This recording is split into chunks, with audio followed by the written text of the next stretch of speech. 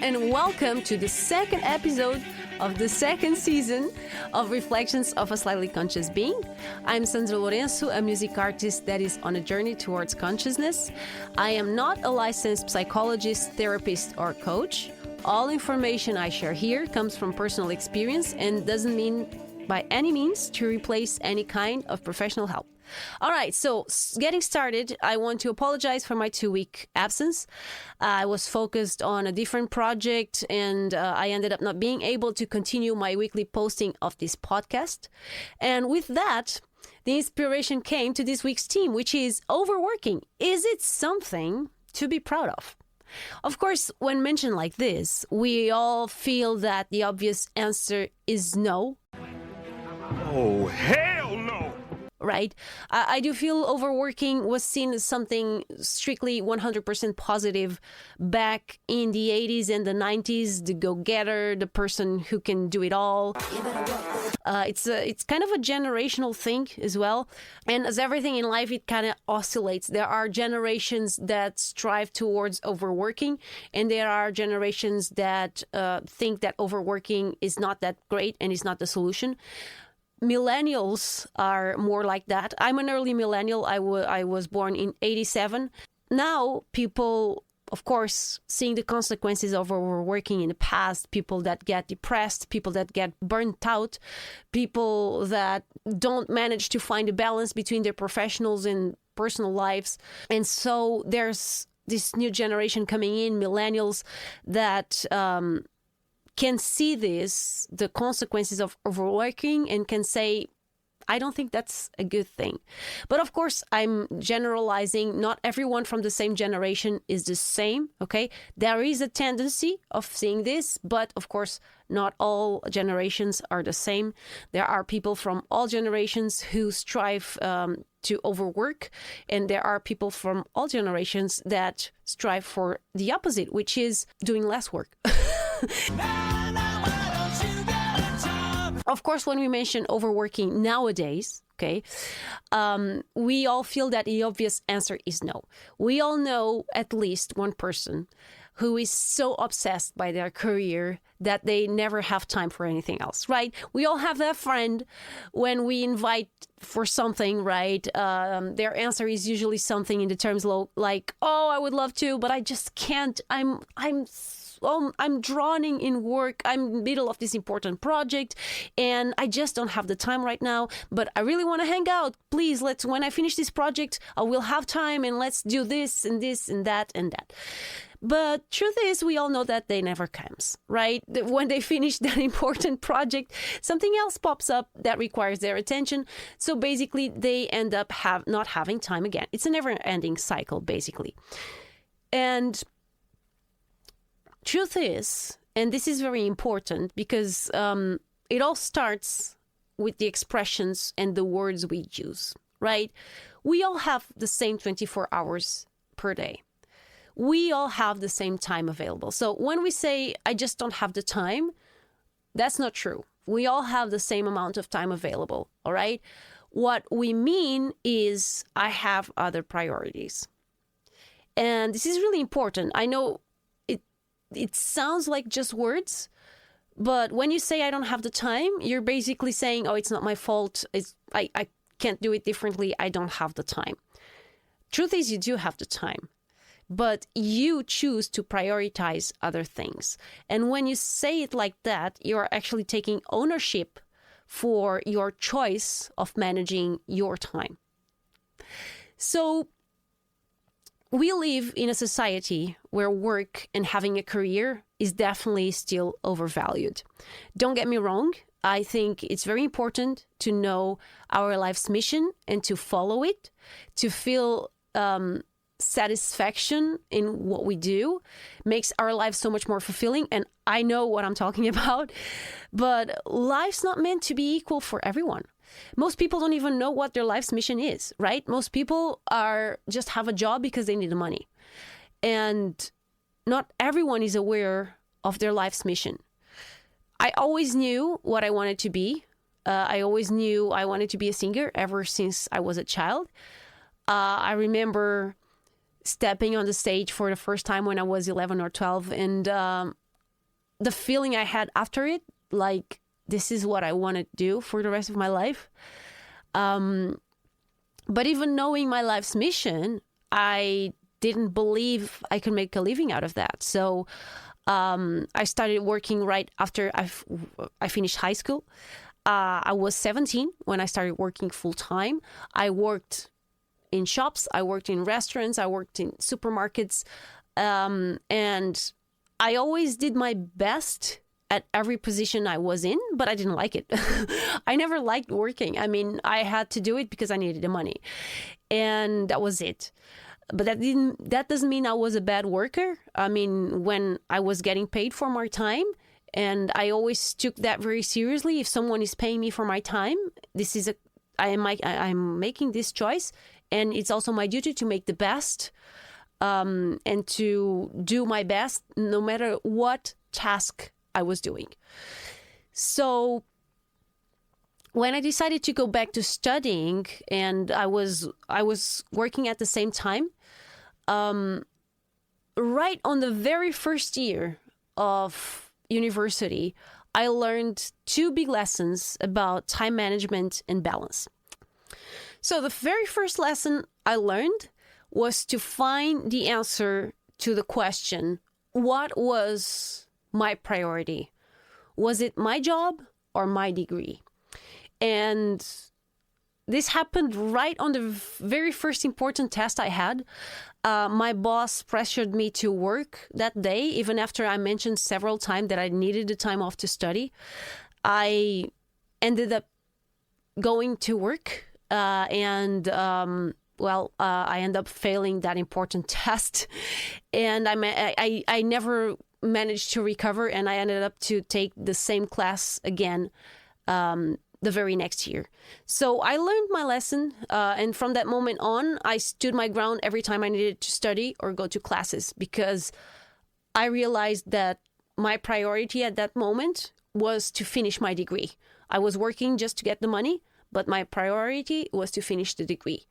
So basically what I did was I would not attend to work if someone tried to force me to work on days I mentioned before that I couldn't, and this happened several times.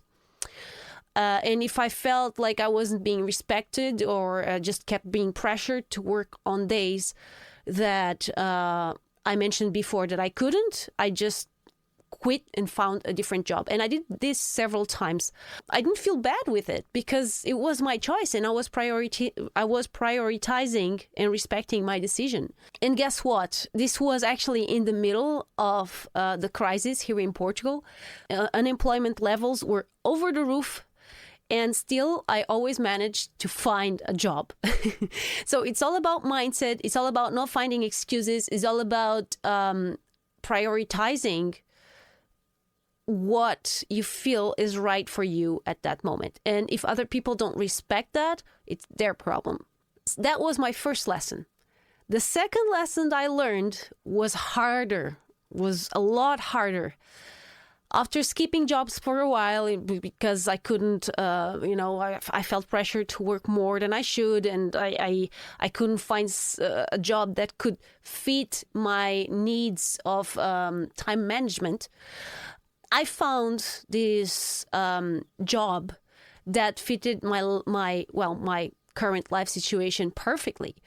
It was a job that, when I had a task to do, but I also had the liberty to manage my own schedule. Remember, with great power comes great responsibility. I was paid for the task and not for the time. So I had to do a job, and when I did that job, I was getting paid. And guess what happened? When I had some free time from studying or from attending classes, my priority was to make money. Eventually, I was basically studying and working. And my body started requesting the rest. It started out with a simple cold, but, this was back in my 20s. I was always a very healthy person. And so, I wouldn't let a cold stop me. I was having a cold. I would go to work anyway. And so I went to work in the rain. driving my car around with the heating on so the windshield wouldn't get foggy and I could drive, and constantly going out and in the rain and back in the car. Yes, I had a cape. Yes, I had an umbrella, but still I was ignoring all the warning signs that my body was giving me. The symptoms got worse. The cold turned into a flu that wouldn't go away. And that's when I got worried. Luckily, I always had a good connection with my body, and I could recognize that it wasn't a simple flu. The cough was different. It came from a different place. I can't even explain because it was something that I was feeling. I was feeling that, okay, I need help because this is not a simple flu and this is not going away. And so I went to the doctor after a week of getting a cold, which is also very unlike me to be a full week sick. And I actually had pneumonia.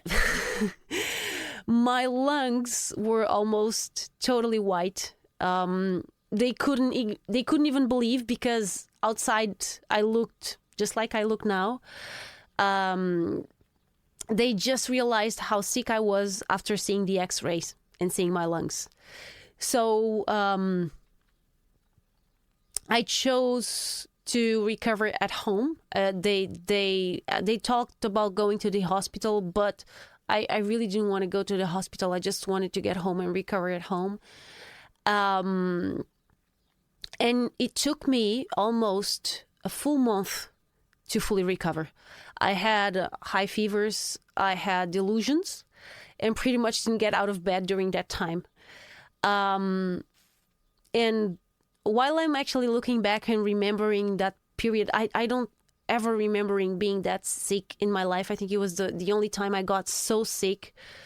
And I'm thinking that I really want to also thank my former partner now, who was my partner back then, but he took so much good care of me. He would come to my house. He would cook meals for me. He would clean up the dishes. And I didn't have a dishwasher back then, so that counts extra points. And he kept me company when I was totally feeling miserable. And thank you so much for all of that. Thank you. And that was my second lesson. Listen to your body's warning signs. If you ignore them, they will get worse and worse till you're forced to stop. Okay? I do believe, and of course now we're entering the realm of beliefs, if you want to see it like that. I do feel our bodies are supposed to be healthy. Being healthy is the norm. It's what's normal. It's it's the perfect functioning point of every organism. We have an amazing immunity system that is meant to protect us. And when we get sick is usually because our defenses, our body defenses are failing us. They are not working as they should.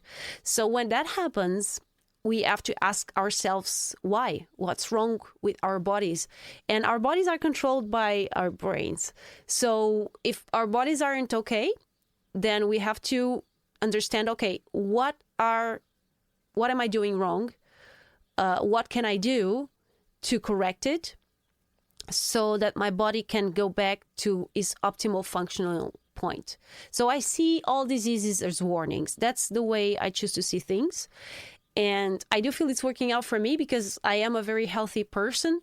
Of course, I do get sick also from time to time, but when I do, I recover also very quickly. So I do feel I'm doing a good work. This mindset is working out for me. So if you are a person that are constantly getting sick, if your body struggles to maintain its health state, then you should start by asking yourself why and what changes can you do in your life to change that.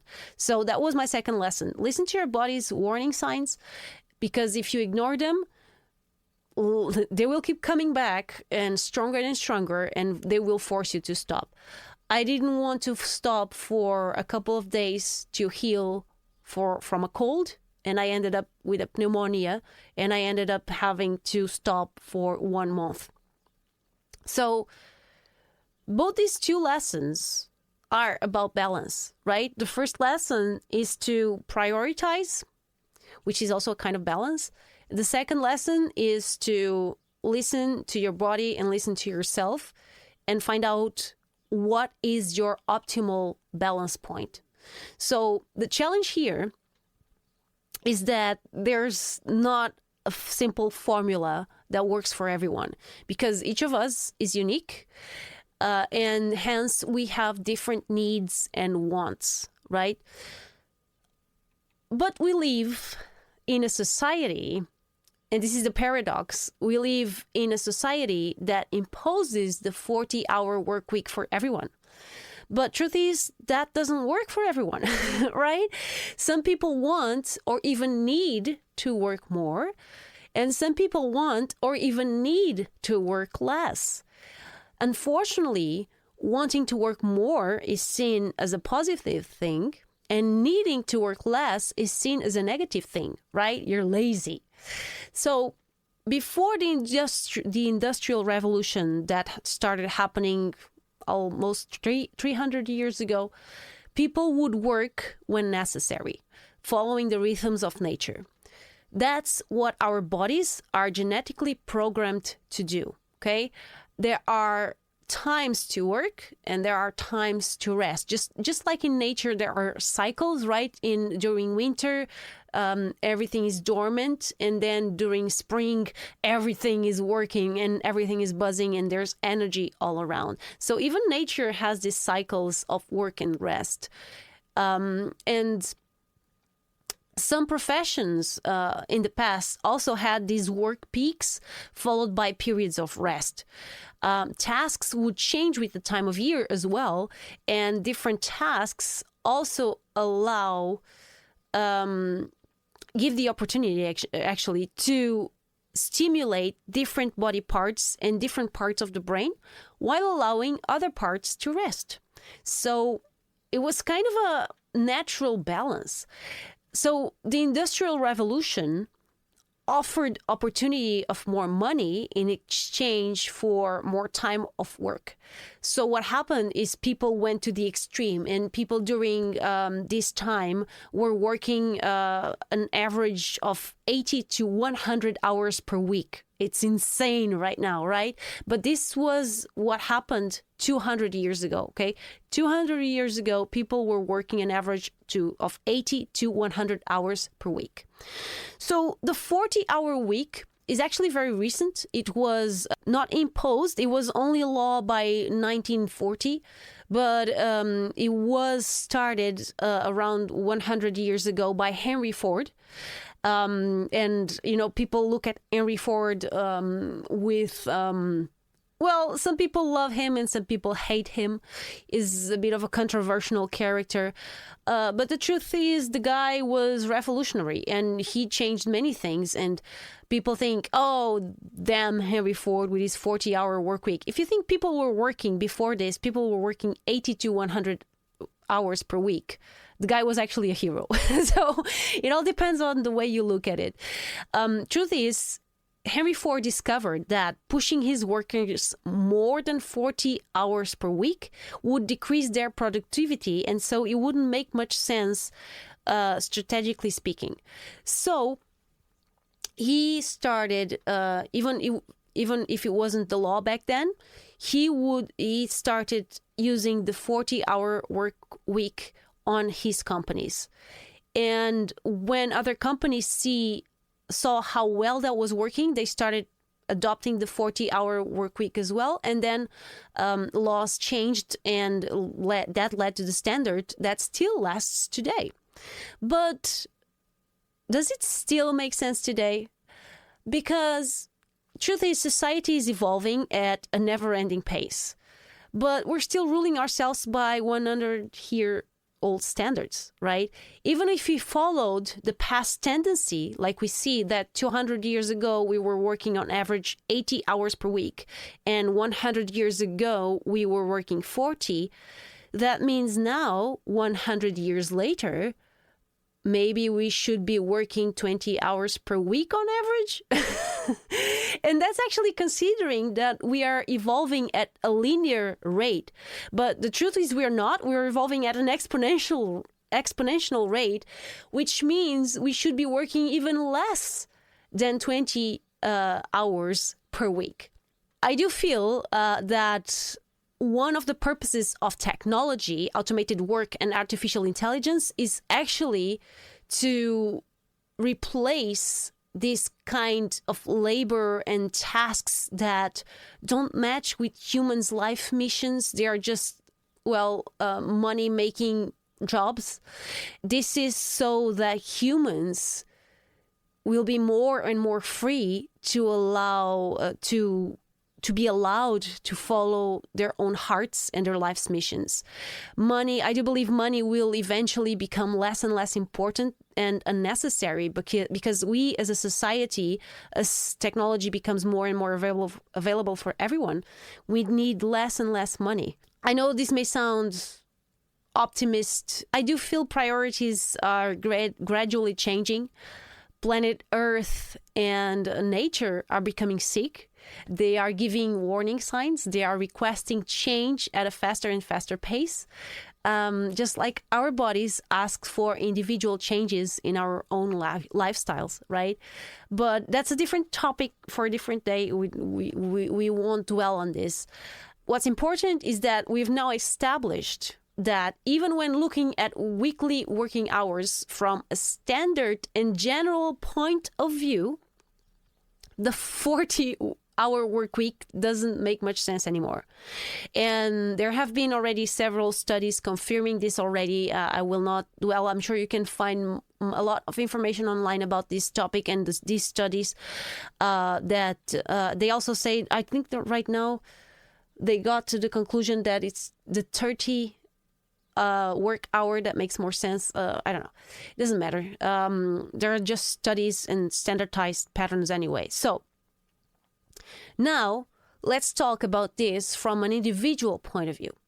We live on a standardized society, right? There are standardized times for sick leave, for grieving, for having a child, and so on.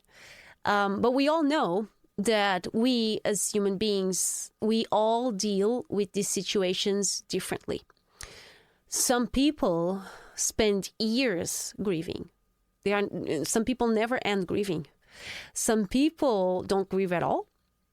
And other people choose the middle way, right?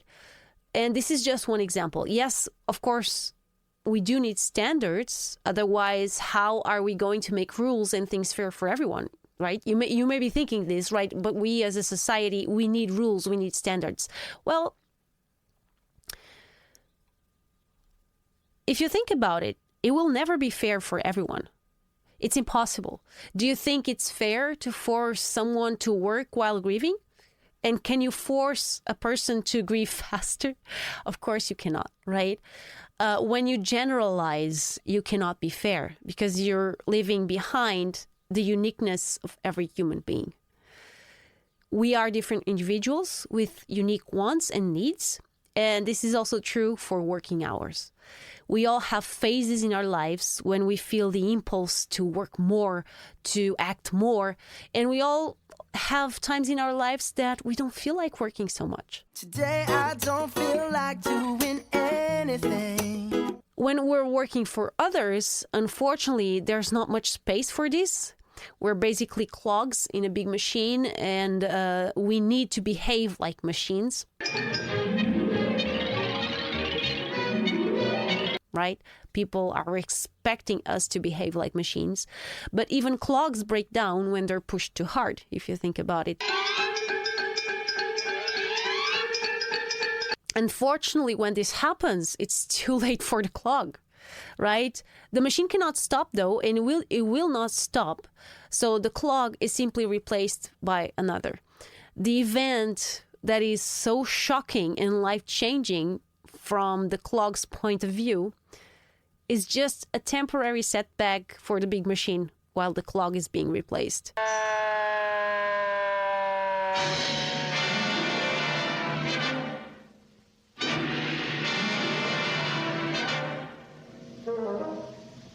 So yes, there are clogs that are harder to replace. There are more unique clogs, but none is irreplaceable from the machine point of view. If you're working for someone else, never forget this, okay? You can always get more money, but you can never get more time. Money comes and goes, time just goes. Keep that in mind when you are choosing your career over other areas of your life, especially if you have kids, because you'll never recover their childhood. And what you do during their childhood will affect them for the rest of their lives. Adults as well, but children mostly are affected, right? We all remember our childhood with big importance. If you're working for yourself, especially when you're following your life's mission, and what I mean by following your life's mission is when you feel that you're doing, it's a feeling that you cannot explain. You have to feel it when you know that you are doing what you're supposed to be doing in this life, that thing that makes your heart warm inside when you're doing it. When you're doing it, it's like time is flying. You are not even aware that time is spending so fast, right?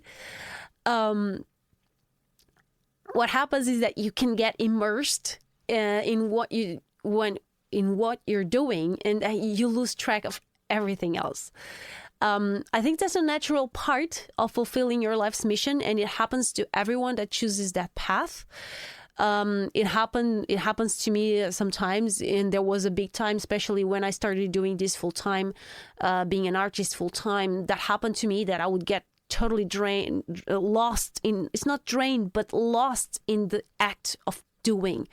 So I do feel it happens to everyone. It's kind of the excitement and the energy that comes when you choose to fulfill your life's mission.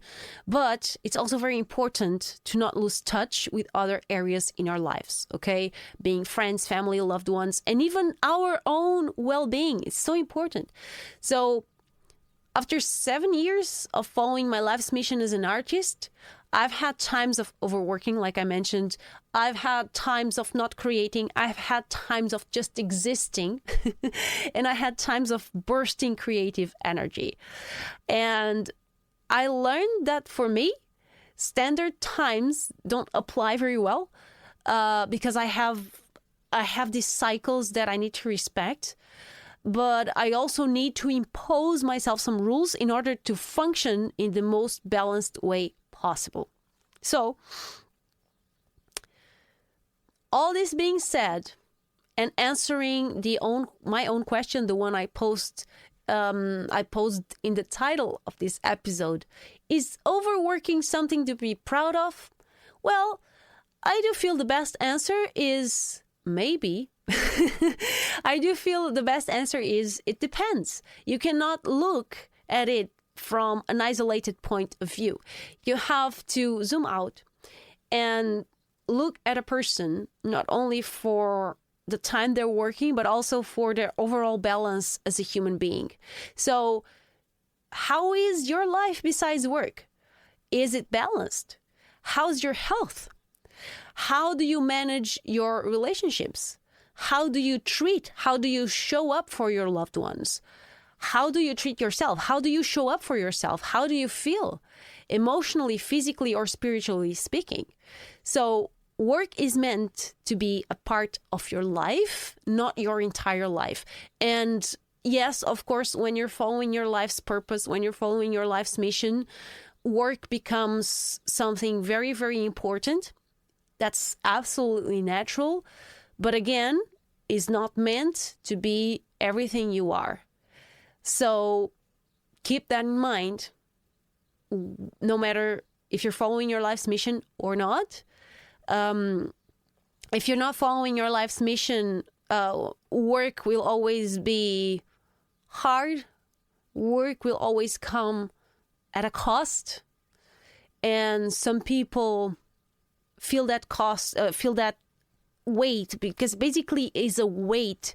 And I remember the times when I was working for other people and not following my life's mission, that I would always feel very drained and I always felt that I wasn't doing the right thing, that it didn't make sense, and why do I have to work? It was always really hard for me.